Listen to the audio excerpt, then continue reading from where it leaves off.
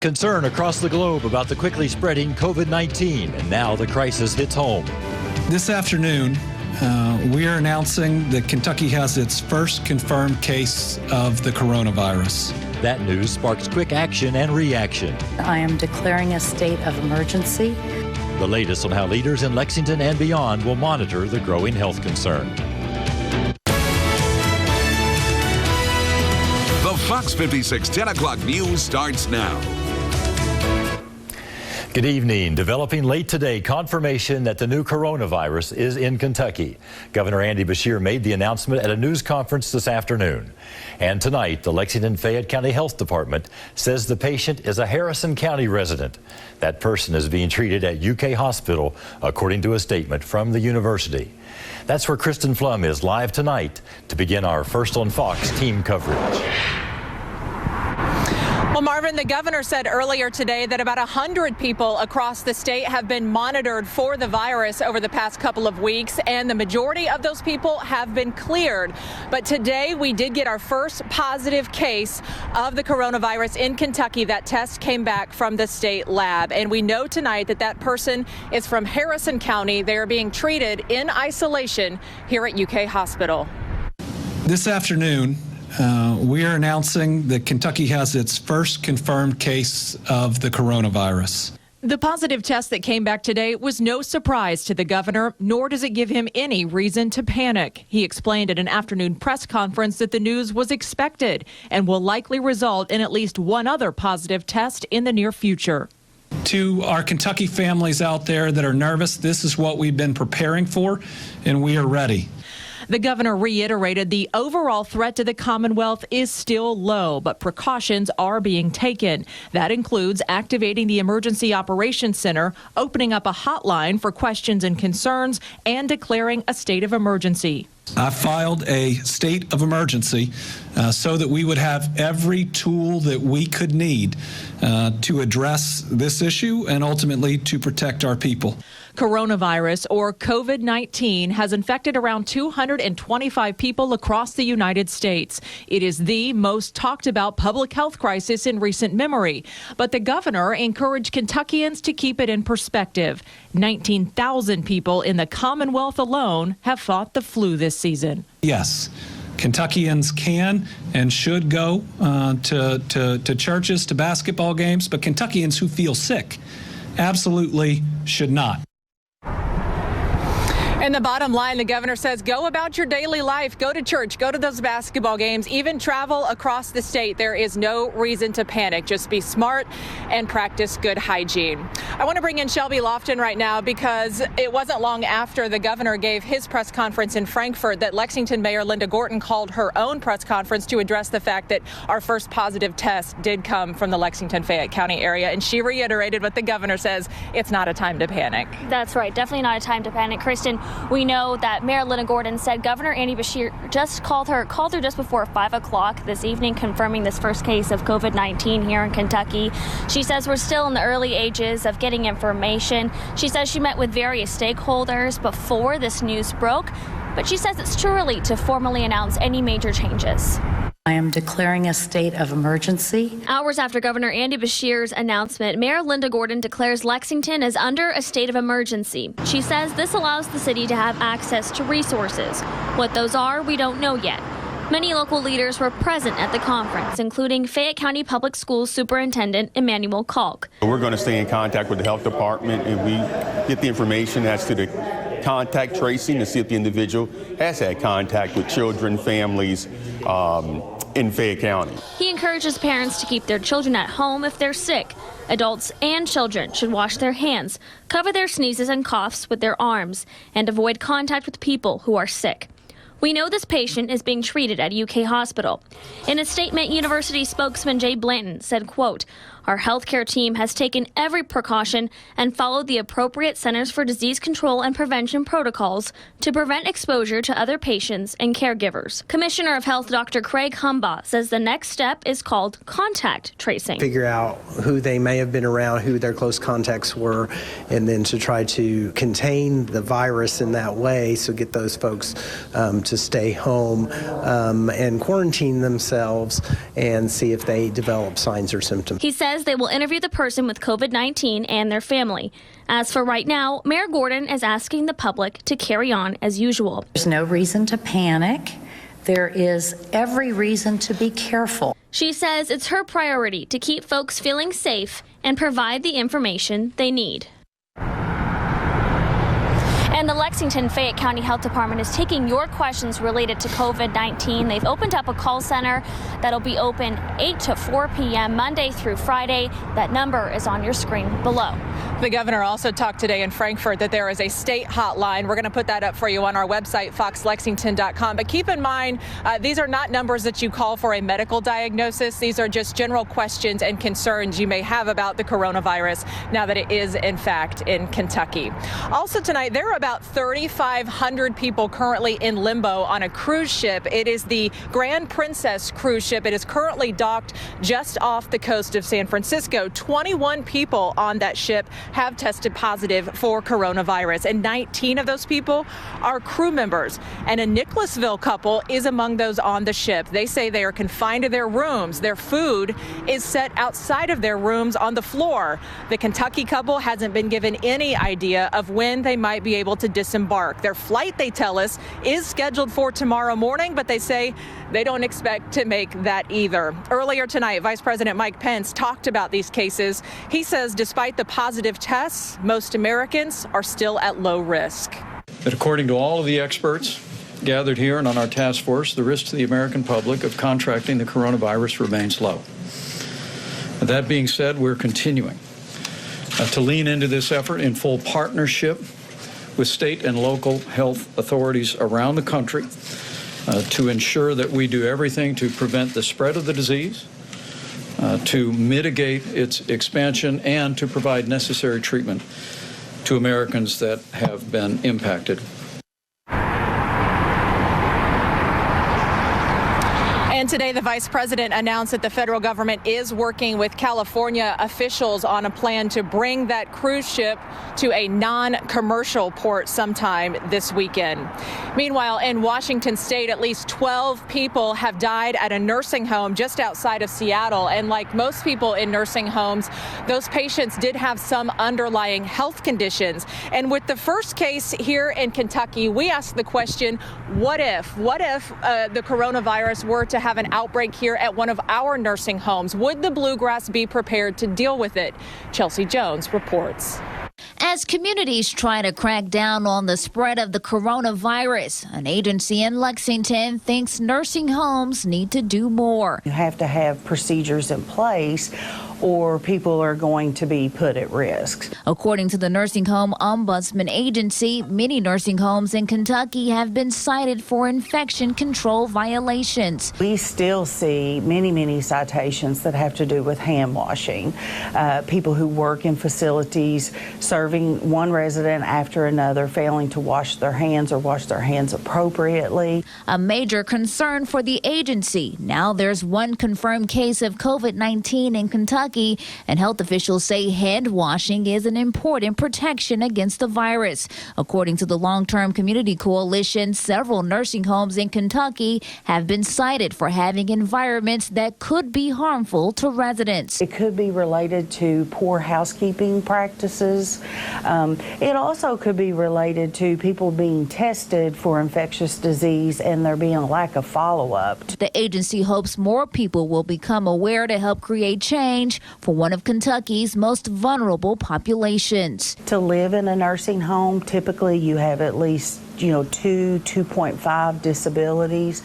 In Lexington, Chelsea Jones for the Fox 56 10 o'clock news. And if you would like to know more about where Kentucky nursing homes stand in terms of their health inspections and infection control, you can visit the website Medicare.com. Again, just to recap today's developments, Governor Beshear announcing there is a coronavirus case in Kentucky. It is being treated here at UK Hospital in Lexington, although we learned tonight that the patient is from Harrison County. The governor also said in his press conference today, it is likely that we could see at least one more positive case of this virus pop up relatively soon. That'll do it for me, Marvin. We'll send it back to you in the studio. Thanks, Kristen. To put things in perspective, Johns Hopkins University has been tracking COVID-19 on an interactive website. As of tonight, there are nearly 102,000 cases around the world, nearly 3,500 deaths. Now, more than half of the people who have had it have recovered. If we look at a map of the world, you can see most of the cases are over here in China, where it started, more than 80,000 cases there. There are also large numbers of cases throughout Europe. And if we move over to the U.S., we're dealing with more than 300 cases, with the most being in the Northwest. Now, there are cases throughout the country, red dots popping up everywhere, and just tonight, a red dot popping up in Kentucky. That is the case we've talked about being treated here in Lexington. You're watching Fox 56. We're following all the latest with the spread of the coronavirus. Keep up to date on foxlexington.com.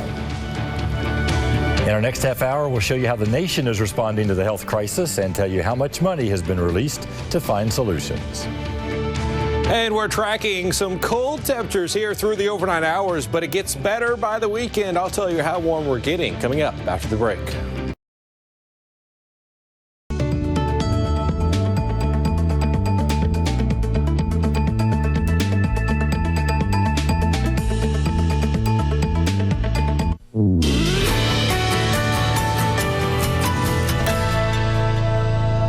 Well, we are seeing a cold night ahead here across the Commonwealth. Temperatures already down into the mid-30s here around much of the state. Some mid to upper 30s there just to our south. But you take those temperatures and you start cooling them down because of these winds out there. Not as breezy, not as gusty as we saw earlier this evening, but we're still seeing 10, 15 miles an hour across many areas, and that's going to add in that wind chill. We take current temperatures, what the actual temperatures are like, and you add that wind and you take them down about 10 degrees because wind chill values out there around the mid to upper 20s. So a little bit better to our south, but overall we look at current Fox radar and not much left over from that little bit of wintry weather we saw. We have a little bit of returns showing up there out to our east and parts of Wolfe County down into southeast Kentucky. But overall, that system going to be moving off to the east. As it does so, it's going to take that cold air along with it. We still have that cold night ahead, as I've been talking about.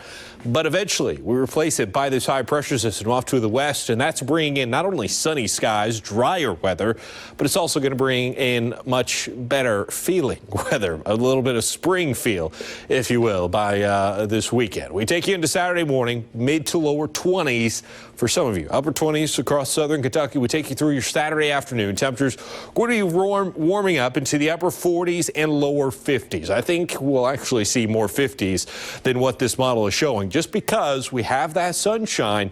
Southerly winds also going to be taking over. If we see a little bit more cloud cover, hanging stuff in the morning, that could keep us down a little bit lower, but either way, it's still going to be putting us right where we're supposed to be for this time of year. Gets better, though, by Sunday morning. A little bit of cold start there, lower 30s, upper 20s. But look at this. By the afternoon, into the evening hours, temperatures going to be jumping up into the upper 50s, even some lower 60s out there. And there's going to be plenty of sunshine to go around there on your Sunday afternoon. Unfortunately, that all comes to an end as we go into this next work week. So make sure to soak in that sun and that spring warmth while we have it, because by Monday, really Monday nights, we're going to be tracking another system. Here it is on the hour-by-hour forecast late Monday night. That's going to be the first wave that moves through and kicks off a semi-pattern active week ahead as we go into Tuesday and even into Wednesday. And we can show that to you on the 7-day forecast. Past Sunday, we'll start to see those rain chances there Monday evening. Most of the day still being able to enjoy. Those temperatures, though, also going to be staying in the 60s. So while we do have those showers, thunderstorm chances there in the forecast most days next week, we will catch some breaks from rain. And when we do see those breaks, you might be able to enjoy some of those spring-like temperatures there in the forecast as well. So overall, a great weekend ahead, especially looking forward to that after we've had such a cold end to the work week. Yeah, when you have those nice spells, you want them to be around the weekend. Oh, yeah, definitely. And sunshine should be feeling good. And so we'll enjoy that dry break before more rain returns. Yeah, someone said, we spring ahead Sunday night. That means we'll lose an hour of rain. That is true. I didn't think about it like that, but we do gain an hour of sunlight there in the evening. So I guess a little bit positive. We like that. All right. Thank you, Adam. Well, coming up, we'll hear from Coach Cow ahead of the Cats' regular season finale at Florida. And the UK women's team tipping off SEC tournament play against rival Tennessee tonight. And who's headed to the girls' Sweet 16, Franklin County or Scott County? That's coming up later in sports. Trump visited tornado-ravaged Tennessee today. That tops tonight's Fox 56 News Notes. He walked through devastated neighborhoods with Tennessee Governor Bill Lee and local leaders. The tornadoes left a more than 50-mile trail of destruction and killed at least 25 people. The president has declared a major disaster in Tennessee. The declaration provides money that can be used for temporary housing, home repairs, and low-cost loans for uninsured property loss. Some money will also go to state and local governments, as well as to nonprofits, to fund emergency work in the area. Cleanup and recovery in Nashville is expected to take months, if not years. The Trump administration is deploying troops to the southern border to help support the United States Customs and Border Protection. Groups of migrants gathered along the border last week after a federal appeals court blocked the so-called Remain in Mexico policy.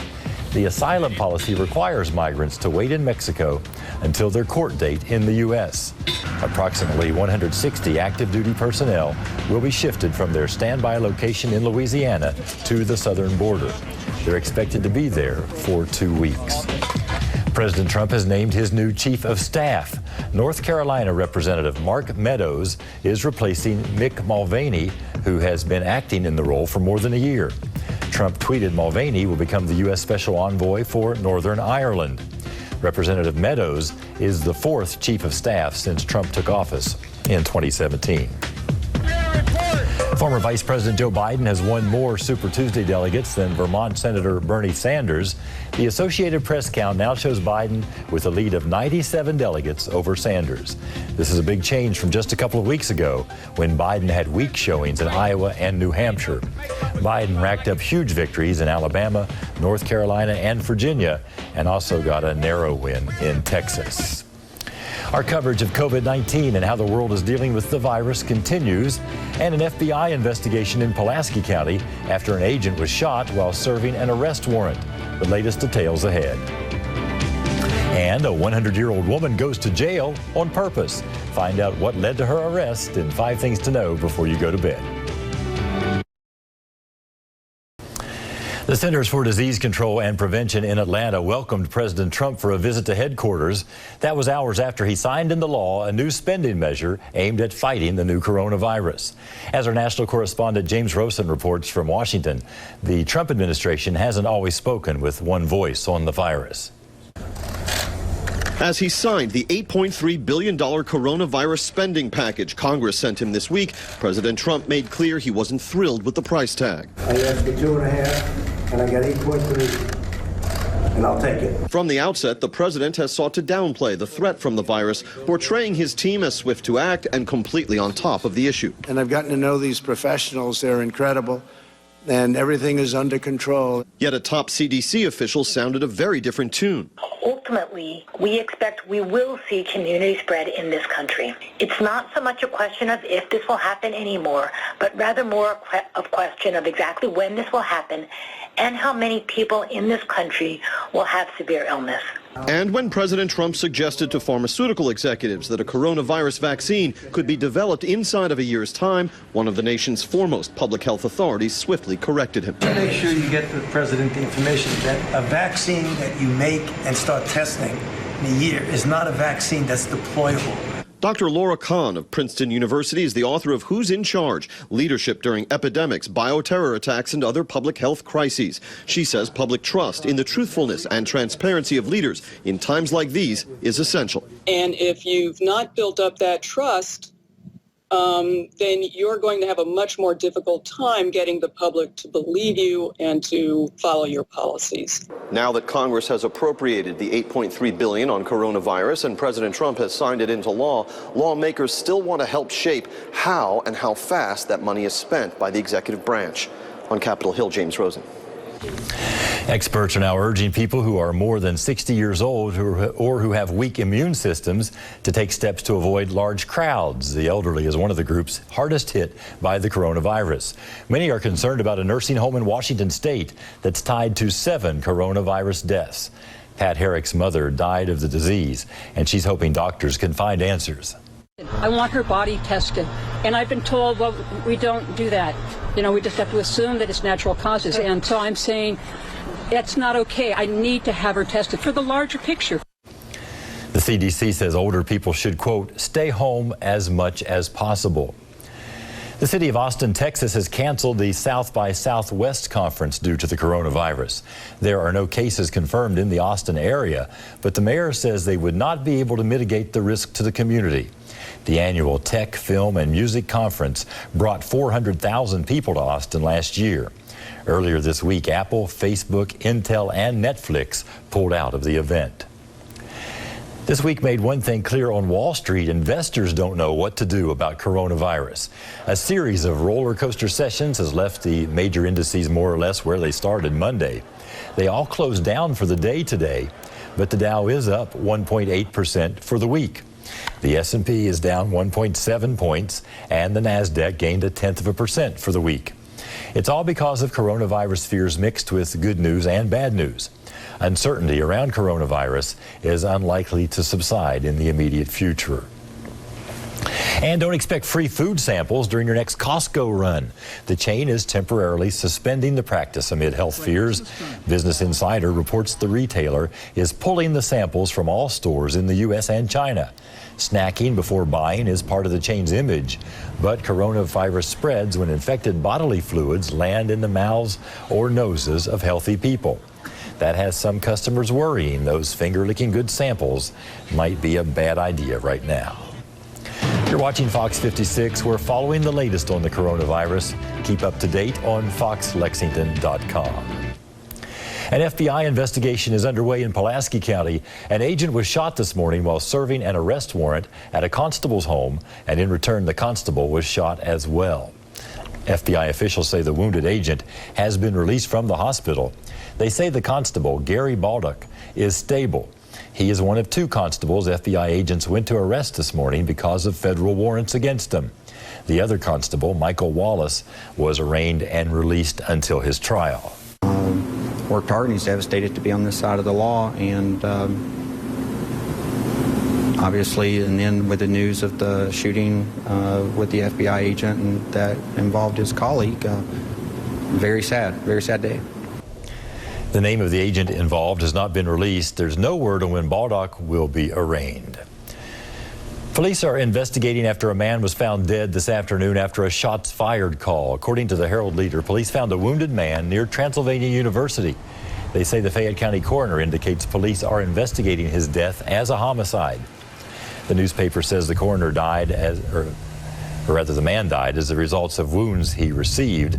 The man's name has not been released, but he is said to be in his early 40s. Police have not named any suspects. One of the men charged in the death of a UK student was back in court this morning. Efren Diaz is charged in the murder of Jonathan Kruger near UK's campus in 2015.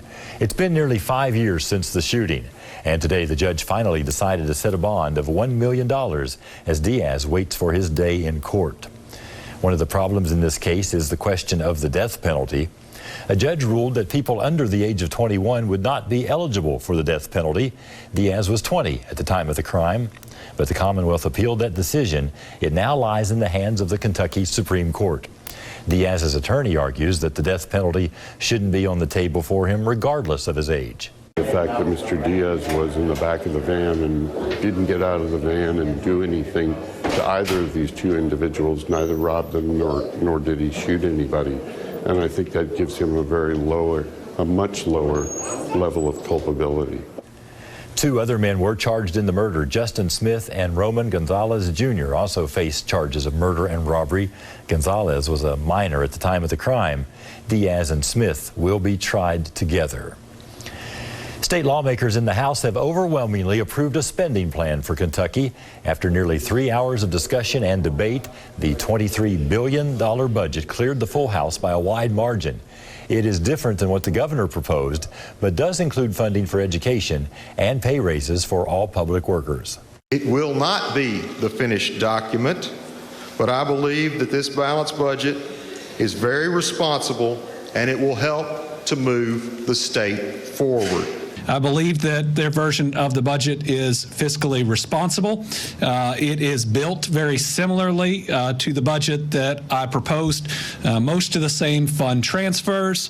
While I would like to see more new revenue, there is some new revenue in it. The budget now goes to the Senate, which is also expected to make changes. It is expected the budget will end up in a compromise conference committee in the final days of the session.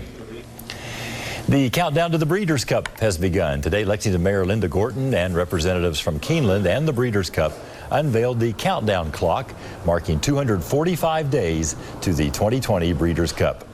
Mayor Gorton says it's a big deal for the city of Lexington. When the Breeders' Cup is here, it's a huge economic boost for us because people do come from all over the world and they eat in our restaurants, they stay in our hotels, they participate in the fun things that are here to do. The international event is set for November 6th and 7th at Keeneland. More jobs, a ruined landmark, and a birthday behind bars. Here are 5 things to know before you go to bed. The federal government reports the U.S. economy added 273,000 jobs in February. That's far more than economists had predicted. Leading the gains were new jobs in healthcare, food services, and government. The job survey was taken in the middle of February before coronavirus concerns shook corporate America. Sunday marks the 6-year anniversary of the disappearance of Malaysian Airlines Flight 370 over the Indian Ocean. The flight's fate has proven to be one of the world's biggest aviation mysteries. The plane vanished on March 8, 2014, on the way from Kuala Lumpur to Beijing. 239 people were on board. The official search was called off in January 2017. One of the mysterious statues on Easter Island has been destroyed after a truck crashed into it earlier this week. Authorities believe the accident was caused by brake failure. The enormous stone heads were carved between the 13th and 16th centuries. About 1,000 of them remain on the island. The island's mayor is now calling for stricter regulations against driving near the ancient statues. A North Carolina woman celebrated her 100th birthday in jail. Ruth Bryant says she's lived a century and has never been arrested. So Roxborough deputies made her bucket list wish happen. They arrested Bryant at her assisted living center. At the jail, deputies gave her the full criminal treatment. She later returned home and celebrated with a big party and a very good story. From a seasoned jailbird to a very seasoned cop, Bill Harden has been on the job for 74 years.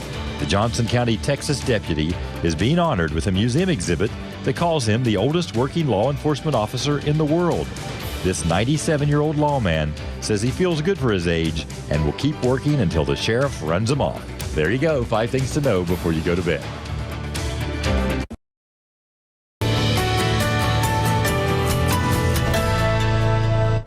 We are looking at a better weekend ahead here for us in the Commonwealth. As I've already said, here looking at the hour-by-hour forecast, we're going to try to clear out those clouds through the overnight hours, and we're looking at some cooler conditions there Saturday morning. But as we go throughout your Saturday afternoon, those temperatures are looking to warm up. Now, models do show a little bit less cloud cover. I think we'll have a little bit more in the morning, but that high pressure really starting to take over for the afternoon into the evening hours. We're going to keep those temperatures in the upper 40s.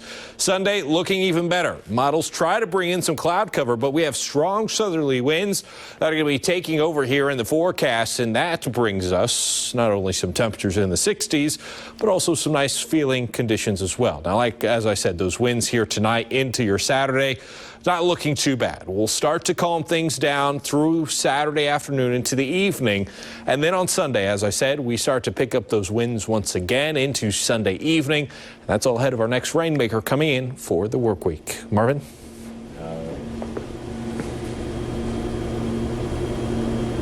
There you go. Thank you, Adam. Well, the Cats wrap up the regular season at Florida tomorrow. You'll hear from Coach Cal, and the UK women begin SEC tournament play against Tennessee. Plus, Scott County and Franklin County fight for a spot in the girls' Sweet 16. Brian and Dan will have it all next. Hey, welcome to the first week of March. The UK women's basketball team tipping off postseason play in the quarterfinals of the SEC tourney against Tennessee, which the Wildcats beat by 4 back on January 5th in Lexington. What he said, the Lady Vols losing 5 straight in February, but have since won 4 in a row, beating Missouri by 13 last night to set up this rematch with Kentucky. The Cats coming off the loss at Vandy, the regular season finale. Second quarter, UK by 7. Well, let's make it 10. Chastity Patterson drops the triple, and trust me, folks, the Cats are just heating up. Ryan Howard just making the Lady Vols pay for showing up. Howard from the left wing. The lead is 13. Matthew Mitchell says, let's keep it coming. He would get it. 30 seconds left. Howard again, 44-26, Kentucky at the half. In the third, guess who? Ryan Howard. This 3 ties the SEC season record for threes. That's 81. Coach Mitchell says, how many? That would be 82, Coach. Watch that move. Howard is a professional abusing amateur athlete. UK up 20, and why not let somebody else play? Blair Green from behind the arc. That's the exclamation point. It's a 3-point party, baby. Oh, man, it's all day. Kentucky in a rout, 86-65. They will now take on Mississippi State.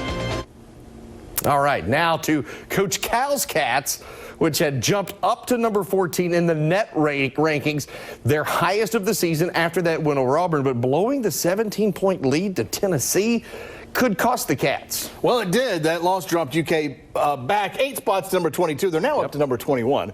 Meanwhile, Florida's win at Georgia was somehow worth moving up 5 spots from 34th to 29th. I don't know. Computers. That's good news for the Cats if they can win in Gainesville tomorrow, because it would be a top 30 road win. But what about that whole situation with Ashton Hagans on Tuesday night? The heat of the moment, you know, some of that stuff. They got to, this one, when you coach young kids, this is what pops out sometimes. And you won't believe this, I get emotional, so I don't mind when other people get emotional. I get it.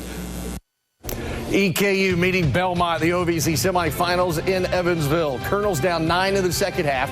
Former LCA Eagle Trey King with the one-hander. EKU trying to get back in it. Belmont extends the lead to 14. Ty Taylor wiggles his way into the lane for the bucket, cuts the deficit to 12. AW knows his team is running on fumes. Heck of a season. The Maroons keep battling. Lachlan Anderson misses the first, gets the board, gets the bucket, gets the bruise, and it's a 9-point lead. But Belmont from down under. What he said. But Belmont is Belmont for a reason. Bruins too strong. 60-50, the final. Colonels, congratulations on a heck of a year.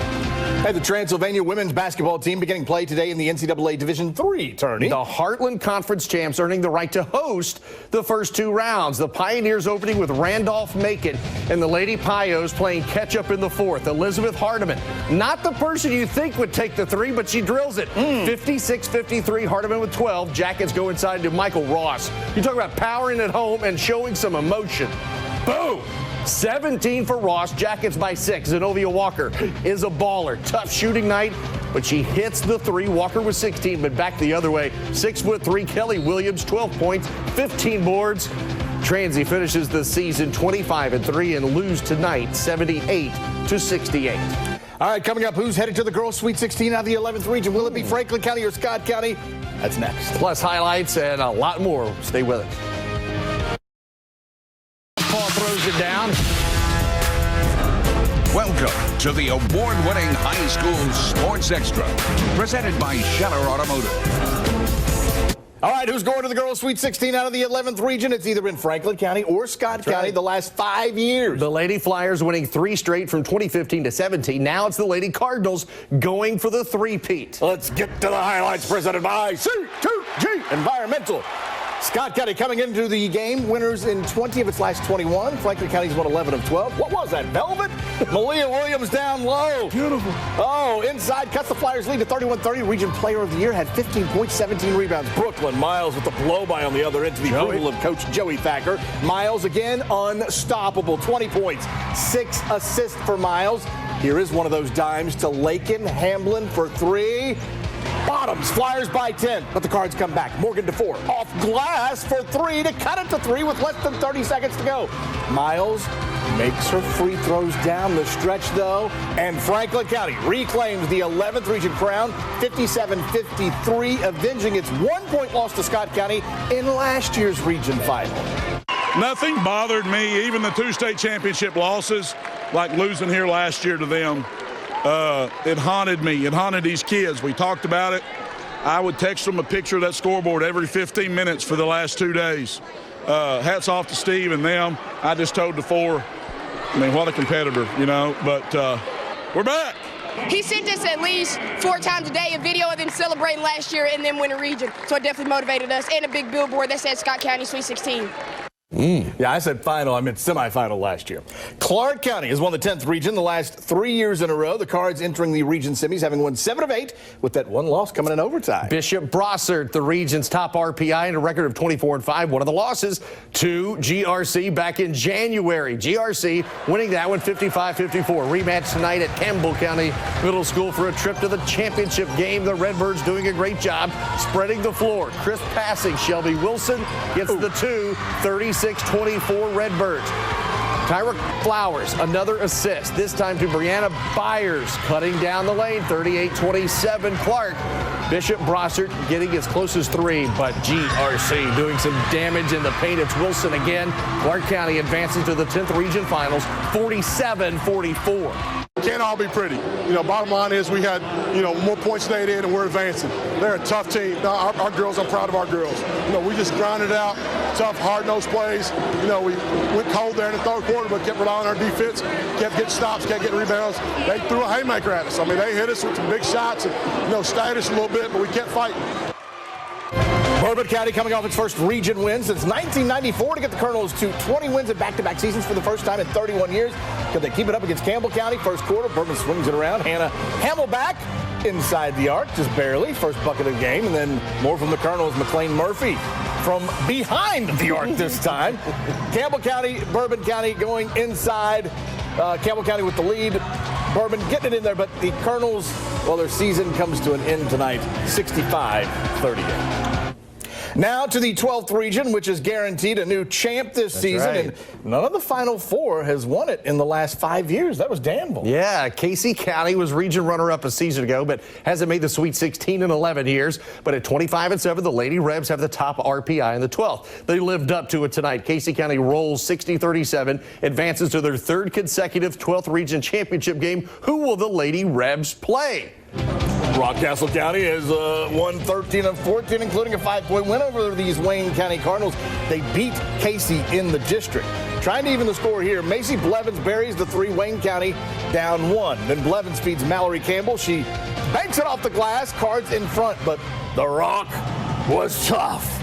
Keely King open on the wing. Rock wins at 74-56. Will face Casey in the 12th region title tomorrow. South Laurel 10-0 against the 13th region this season. Includes a 39-point win over Clay County. Lady Tigers trying to do what they can. Early, Jalen Combs cashes in on 3. Back comes South Laurel. MRS Steele sees the time winding down. You want a 3 at the end of the quarter. You got it. Allie Collett and the Lady Cardinals rolling Clay County tonight, 86-58. North Laurel 13-0 against region foes. Bell County 16-1. First meeting of the season between these pair of 4-loss squads. Can't get the first one to go, but Emily Sizemore there for the putback, plus the harm. Lady Jags just getting going. It was all North Laurel tonight. Jaguars go on to face South Laurel in the region final. They've not met all season. Is that not crazy or what? That's a little odd. 68-37 the final score. All right, stick around. We have our Athlete of the Week and Plays of the Week next. Athlete of the Week presented by Lex Ruder. Frankfort's Chaz Austin had 18 points and 9 rebounds in the Panthers' win over Franklin County last Friday to repeat as 41st district champs, which is the first time Frankfort has won back-to-back district titles since 02-03. The senior was named the Gary Moore Most Valuable Player of the 41st district tournament. Congrats to Frankfort's Chaz Austin, the Fox 56 High School Sports Extra Athlete of the Week. Now for the Plays of the Week, presented by Integrated Home Design. Play 1, Scott County's Malia Williams deflects the pass to Morgan DeFore. She gets it back to Williams, finishes the layup, but the Cards cannot complete the comeback. Here is play number 2, same game. It is Brooklyn Miles. Look at her going right to the rack, blowing by everybody. Miles, big game, gets Franklin County back to the Sweet 16. Go to foxlexington.com to vote for your favorite play. The poll will be up shortly, and then you will have until next Thursday to cast your vote, and then we'll show the winning play on next Thursday night's Sports Extra. All right, big game down in Gainesville tomorrow if the Cats take care of business. I think they're still looking at a number 3 seed. I just want them to go to the Midwest region. I don't care what seed they are. They just got to go to St. Louis, then to Indianapolis. Right. That way we don't have to go to Spokane. But if you want to be a 3 seed, by all means, be a 3 seed.